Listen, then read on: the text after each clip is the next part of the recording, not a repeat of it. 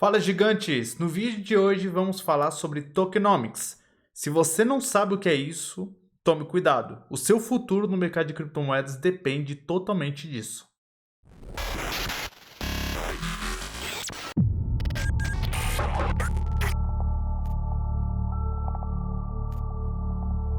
Tokenomics é a combinação de duas palavras, tokens com economia. Portanto, juntando essas duas palavras, estamos falando da economia das criptomoedas.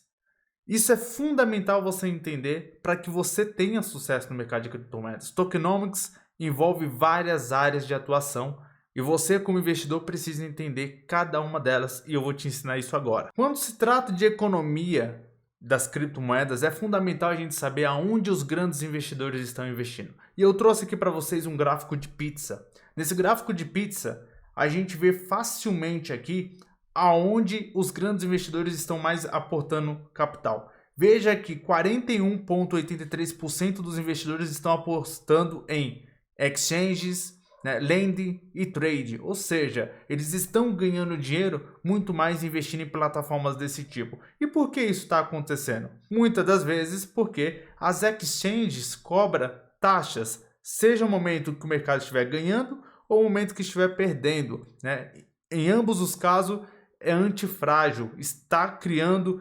resultados. Então os investidores gostam muito desse tipo de ativo, sem contar os incentivos que tem por trás de uma plataforma aonde vai ter negociação de vários ativos. E logo em seguida a gente vê outras áreas. Veja aqui que o Web3, NFT, DAOs e metaverso, 17% dos investidores estão colocando dinheiro, tá? Custódia, infraestrutura já é 7%, Temos aqui o mercado de DeFi, 4,89%. Chegou um momento que ele cresceu muito e agora basicamente está representando 4,89%. E aí temos outras áreas, camada 1, camada 2, de mineração, tokenização, moedas privadas, bank, ventures e até educação. O que isso representa? A partir do momento que você entende aonde os grandes investidores estão colocando mais dinheiro, aonde realmente teve maiores aportes, faz com que você tome decisões um pouco mais assertivas dentro do seu portfólio. Entender as regras do jogo é fundamental para você entender quem está ganhando dinheiro e quem está perdendo. E você, lógico, quem está ao lado de quem está ganhando. Nessa imagem você vê facilmente quem são os jogadores que estão realmente aí na mesa, Veja aqui que tem uma representação básica, do CZ, que é o Changpeng Zhao, fundador da Binance, Temos aqui do outro lado o fundador da FTX e temos outras pessoas olhando. Veja que tem alguns ativos, nesse meme eles demonstram como se alguns outros ativos estivessem fora da mesa jogando, Temos aqui a Coinbase, que é uma gigante, e quando a gente analisa o lucro desses grandes players, por exemplo, o Changpeng Zhao acabou de bater, o seu 1,9 bilhões, isso de forma transparente, vamos dizer assim, é o que a Forbes está dizendo. Veja aqui que eu estou no site da Forbes. Porém, isso não representa realmente o patrimônio dele, porque quando se trata de mercado de finanças descentralizadas, pode ter muita grana espalhado em criptoativos. E esses, lógico, a Forbes não vai ter como saber. Veja que o Changpeng Zhao é fundador da Binance, que é uma das maiores exchanges do mundo, que tem negociações diárias ultrapassando bilhões de dólares. Cameron, os irmãos, os gêmeos, Winklevoss, que particularmente é muito conhecido por ter sido um dos principais investidores no mercado de bitcoins, criptomoedas em si, criaram a sua própria exchange, criaram um ambiente de custódia, criaram vários produtos e também está na lista da Forbes. Veja que está com 3,8 bilhões de dólares líquidos. Recentemente, novamente aí, o fundador da FTX, o Sam Bankman, que está com 24,5 bilhões. Esses são valores representados. Por que eu estou te dizendo isso? Porque é fundamental a gente saber esses players, porque eles estão na linha de frente do mercado. E quando a gente vai analisar a parte de tokenomics, precisamos saber quem são esses players. Quando nós se aprofundamos nesses assuntos de economias dos tokens, é fundamental a gente entender quem está dominando esse mercado. Então vamos lá. Primeiramente, desenvolvedores. Os desenvolvedores, eles são fundamentais nesse mercado. São eles que criam os projetos, são eles que criam todas as estruturas, fazem grandes parcerias, cria todo o ambiente do qual nós, investidores, vamos utilizar. Os formadores de mercado, que são realmente responsáveis por criar exchange, criar corretoras, criar meios de troca, né, dos quais, por exemplo, o CZ, Champengzal, o Sun da FTX e vários outros criam esses ambientes, né, do qual a gente faz negociações diariamente. Os fundos de investimentos, então aqui a gente está falando dos grandes fundos de investimentos, porque eles são responsáveis por injetar dinheiro, colocar capital, seja numa exchange que está iniciando, seja num grande projeto que também está chegando para o mercado. Eles são fundamentais e na medida que esses fundos vão colocando mais capital, a capitalização desses investimentos dos quais eles estão colocando também tende a crescer mediante uma demanda, né, que cada vez mais vai ser maior. Outro ponto é, nós somos investidores de varejo, então todos nós temos uma grande participação nessa economia do mercado de criptomoedas. Quando a gente analisa por meio de gráfico, por meio de sistemas, por meio do Twitter ou de qualquer sentimento de mercado, a gente vai encontrar muito a junção de todos esses formadores de mercado, né? Como está dizendo aqui. Portanto, todos esses dos quais eu mencionei, eles são importantes na construção dessa economia. E quando a gente se aprofunda um pouco mais, a gente vai entender como analisar isso de uma forma mais sistemática e profissional. Chegamos aqui no ativo Uniswap. Eu vou utilizar esse ativo para dar um exemplo para vocês de como funciona toda essa economia de um ativo, tá? E aí eu construí basicamente aqui um pequeno manual para instruir vocês. Então eu vou explicar aqui o que seria cada um desses, né? O máximo supli determinará o número máximo de tokens que existirão, incluindo aqueles que serão minerados ou disponíveis no futuro. Esse é o máximo supli. Então as pessoas confundem muitas das vezes com a circulação, porque a circulação só mostra aquilo que já está disponível e não o que vai estar vindo, os tokens que vão ser criados no futuro.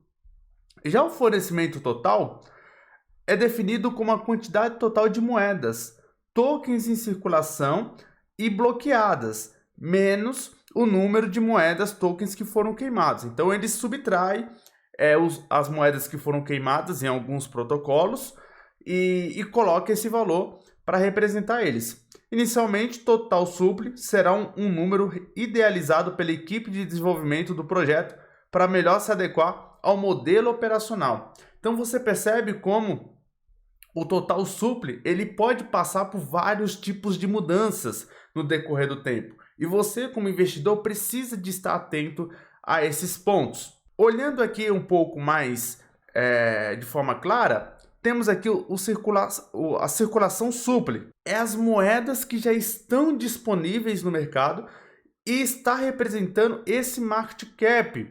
Ou seja, quando tem essa quantidade de moedas em circulação, a gente multiplica pelo preço, dá o total de market cap. Tem muitas pessoas que olham apenas para a quantidade de moedas e deixam de investir. Só que é fundamental nós olharmos para a capitalização e o total de moedas que existe. A partir do momento que a gente sabe o total de moedas que existe, sabemos também que não vai ter como ultrapassar aquele valor. E aí a gente faz uma multiplicação para entender qual que é a capitalização daquele ativo. Então, quando você vai olhar qualquer ativo que seja, em qualquer indexador, seja CoinGecko, CoinMarketCap, você precisa de se atentar a esses pequenos detalhes que envolvem a economia de um ativo. Chegamos em um ponto que muitos investidores têm dúvidas.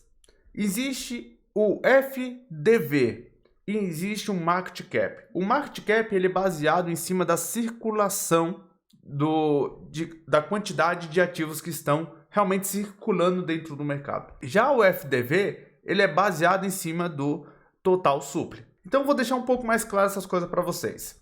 Olhando aqui esse pequeno manual que eu criei, o FDV é a capitalização do projeto, mas é calculada com o número total de tokens em circulação e também ainda não desbloqueados do projeto. A partir do fornecimento total, calcularemos o FDV. Então tem muitos investidores que deixam esse ponto, muitas das vezes, sem analisar, sem entender eles. E é justamente um ponto principal do qual a gente precisa de se basear nele, porque é justamente calculado em cima da quantidade de moedas que existem, né? Tanto na circulação como as moedas que estão sendo produzidas, né? Portanto, o FDV nada mais é do que a junção de tokens em circulação com os tokens que ainda não foram bloqueados. E isso vai demonstrar uma capitalização. Muitos investidores já me mandaram a seguinte pergunta: Wellington, eu estou querendo investir em um determinado ativo, porém ele tem muita moeda, por esse motivo eu não estou querendo mais, né? O projeto é muito bom, mas tem muita moeda. Eu acredito que ele não vai valorizar. Quando você vai analisar um projeto, você não pode ficar automaticamente refém apenas da quantidade de moedas desse ativo. Porque o que manda é o quanto de dinheiro que esse ativo tem, é a capitalização dele. E aí nesse manual aqui, eu até coloquei uma pergunta: por que a capitalização afeta mais o potencial de crescimento do que o próprio preço? A capitalização, ela é o principal ponto que você deve analisar. A partir do momento que você sabe analisar a capitalização, você ganha muita velocidade em conseguir encontrar bons projetos. Então aqui eu coloquei até um projeto. Se um projeto emitir 10 mil moedas e cada token A custar $1, nós temos aqui um total de 10 milhões de dólares. Agora, se o projeto emitir 10 bilhões de moedas A e cada moeda A custar 0,001, também vai dar 10 milhões de dólares. A capitalização desses ambos projetos vão ser a mesma. O que mudou foi a quantidade de moeda, mas o preço que cada uma delas tem equivale a uma capitalização, e essa capitalização é idêntica. Então, quando a gente analisar moedas, é fundamental a gente pensar e dar um pouco mais atenção à capitalização, não apenas a quantidade de moedas que tem aquele ativo. É fundamental você saber o que está bloqueado, o que está em circulação, né? E qual que é a capitalização que você está olhando. Isso é fundamental, que nem eu expliquei agora anteriormente.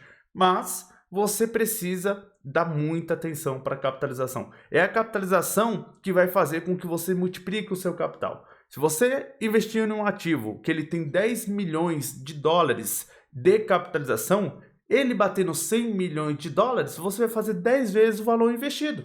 A conta é básica. Você não precisa de olhar a quantidade de moedas, você não precisa de olhar, outros fatores. Você tem que pensar que precisa de entrar dinheiro naquele projeto. Ele precisa sair de 10 milhões para 100 milhões para que você ganhe 10 vezes do que você investiu. Ele conseguindo uma capitalização de 100 milhões de dólares, você fez 10 vezes o seu investimento. Então tudo é baseado em cima da capitalização e você como investidor precisa dar muita atenção nisso. E quando a gente analisa e se aprofunda cada vez mais na economia dos tokens, você vai encontrando pequenas sacadas que vão fazer total diferença nos seus investimentos. Agora vamos falar sobre governança desses ativos digitais. Isso é um ponto também muito importante quando você vai olhar uma economia de um ativo. Centralizado, nós temos aí a Tether, por exemplo, nós temos algumas exchanges que são centralizadas, nós temos algumas stablecoins, que particularmente a criação de ativos depende de uma empresa, depende de uma instituição, né? E tudo isso, lógico, é controlado. A parte descentralizada, aí a gente já tem, por exemplo, Bitcoin, a Ethereum, que são protocolos que foram criados para uma determinada função, e tudo isso é descentralizado. Quem controla é a rede. A rede está espalhada em diferentes computadores, em diferentes nodes, né? Diferentes participações. Então, dessa forma, é uma posição descentralizada. Não tem uma instituição que vai simplesmente impor regras e dizer que aquilo vai mudar de um dia para o outro, né? Precisa de acontecer um consenso. E também temos a parte de exchanges que elas são centralizadas e descentralizadas. As famosas CeDeFi. Aí, nesse exemplo, nós temos a própria Binance. A Binance ela tem um ambiente dela voltado para centralização, né, que é aí a parte de recebimento de dinheiro fiduciário, né, entrada e traders, dependendo de como for, alguns tipos de posições em algumas plataformas um pouco mais vinculadas a alguns projetos, algumas empresas. E temos a parte descentralizada, que vai mexer com protocolos, com blockchains, né, que você consegue mover os tokens por meio de carteiras, por meio de chave privada. Você precisa ter uma wallet, precisa de fazer alguns tipos de conexão. Ou seja, a Binance ela já é um ambiente já CeDeFi. E aí você, como investidor, precisa de entender qual tipo de economia do ativo que ele está posicionado. E a partir desse momento você tem uma posição um pouco mais clara para saber como está andando esse setor em determinados momentos.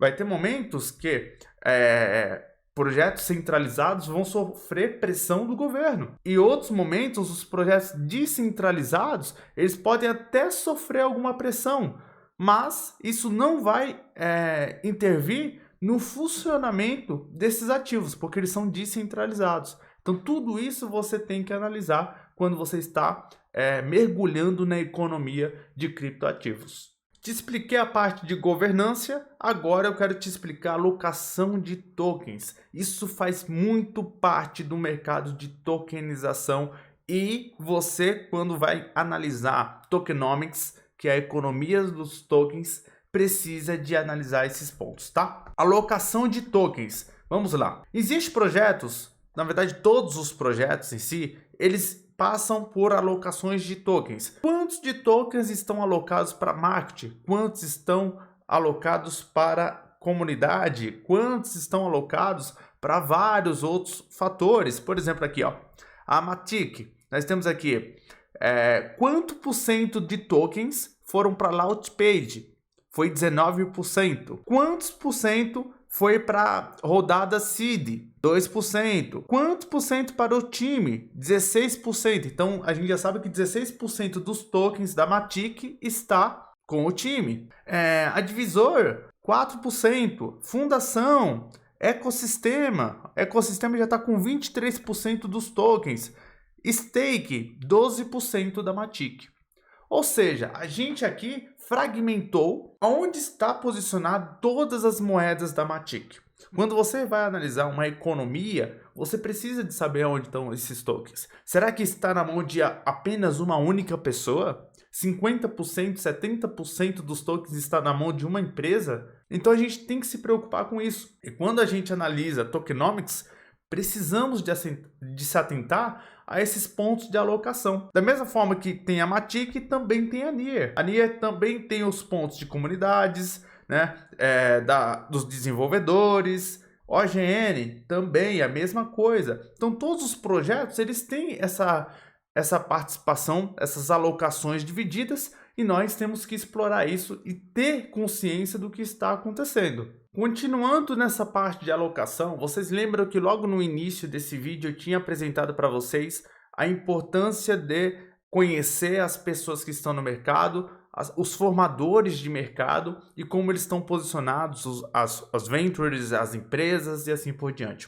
E se a gente analisar de 2019 para cá, a quantidade de insiders, que são as ventures capital e vários players bem posicionados com muito dinheiro, o quanto de participações, alocações eles começaram a ter em projetos. Então, olha bem essa pesquisa que foi feita pela própria Messari. A Ethereum tem 15% de insiders, investimentos privados, né, em cima dessa plataforma. A Binance, olha isso, ela recebeu quase 50% de investimentos de instituições financeiras, né, e ventures e assim por diante. A Polkadot, que muitos falam, né, que realmente é um bom projeto, recebeu 33%, olha isso. Cardano, 17%. Olha a Solana, 48%, bem dizer, foi de insiders, ventures capitais, várias empresas com fundos, alocando capital, sem contar pools de investimentos, whitelists e tudo isso envolvida. Criou esse ambiente, né?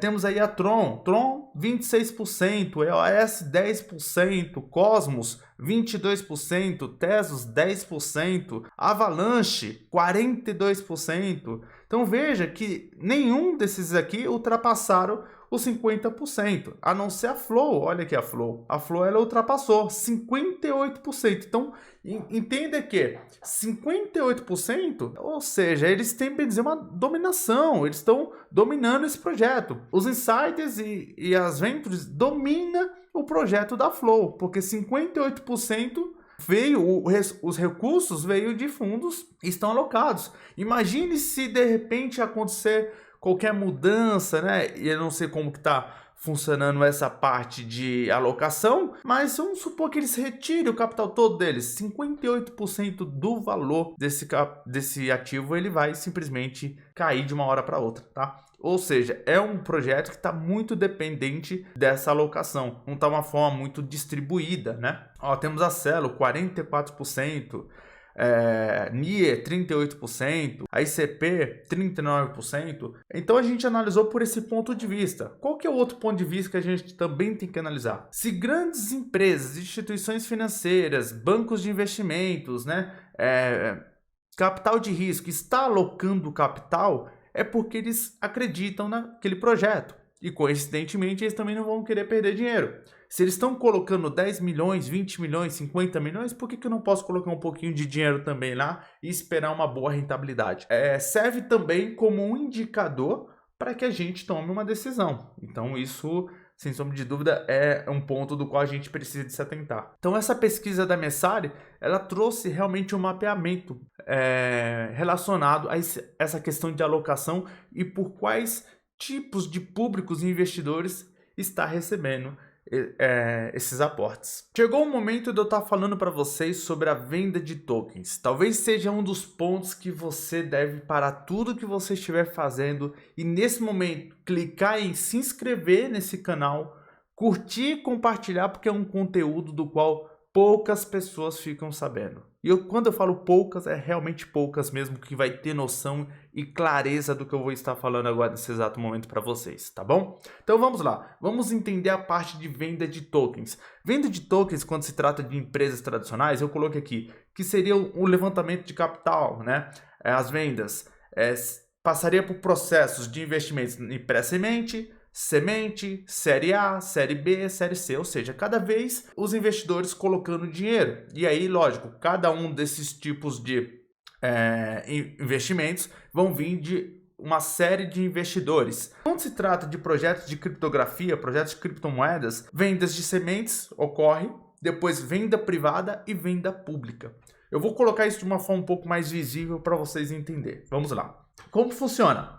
Quando fala de vendas de semente, estamos aí falando de investidores anjos, estamos falando aí de families, né, e alguns investimentos aí até de network mesmo, algumas equipes, alguns grupos, algumas pessoas bem influentes ficam sabendo sobre esse tipo de venda e, lógico, fazem a compra, fazem um investimento. Depois, logo em seguida, nós temos as privates, que são pontos onde ventures capitais, investimento de capital realmente entra, e aí temos algumas empresas que vocês devem conhecer, que nem a Multicapital, que é uma gestora, uma VC, uma Ventures Capital, a 16E, a Coinbase Ventures e vários outros fundos de investimentos que muitos investidores eles olham para isso como um ponto muito importante para investir em determinado projeto, entram nesse momento, eles entram na Private Sale.